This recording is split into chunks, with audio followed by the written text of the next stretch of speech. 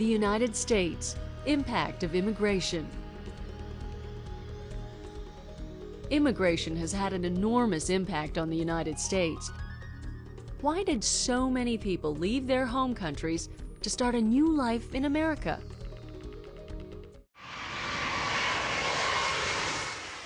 Every day, a massive number of airplanes, cars, and ships cross America's borders, bringing people from other lands. Some 430 million passengers arrived in 2004 alone, and as has been the case for centuries, many of the people who come to the United States end up staying.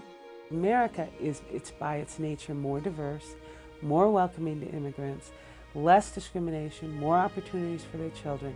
They choose to come here. And I think, not only have we by policy had more immigration, but by our very nature, we're more welcoming to people.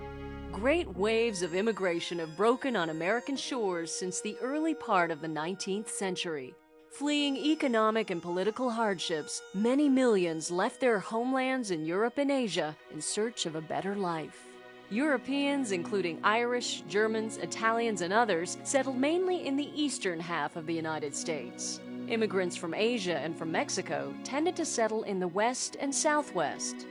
During the period between 1892 to 1924, Ellis Island in New York Harbor opened its doors to some 17 million immigrants. In 1907 alone, as many as 11,000 people flowed through its Great Hall on a single day.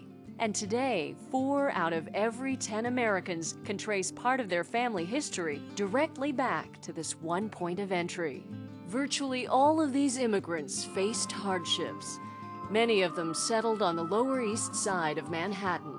The Tenement Museum shows how harsh their living conditions could be. It was pretty much just 3 rooms, 325 square feet, partitioned into 3 rooms. You had the front room, which was the only room with direct access to light and air.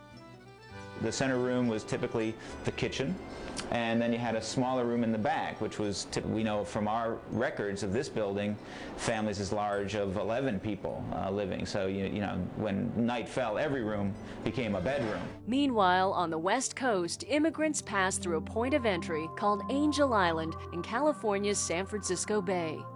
Here, they had to contend with immigration laws that were especially strict for Asians. But despite the conditions, immigrants continued to arrive by the thousands. The United States remains open to new settlers today, with about 1 million new legal immigrants each year.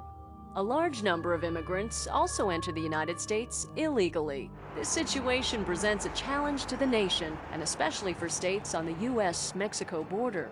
Despite these challenges, America's long history of immigration has clearly strengthened the nation. Foreign-born citizens have brought with them education, technical skills, a great desire to work and succeed, and personal connections to other countries. One reason the United States is such a dominant power in the world economy is that it has an ever-growing force of immigrant laborers and professionals. We're in much better position because we have maintained our immigration flows.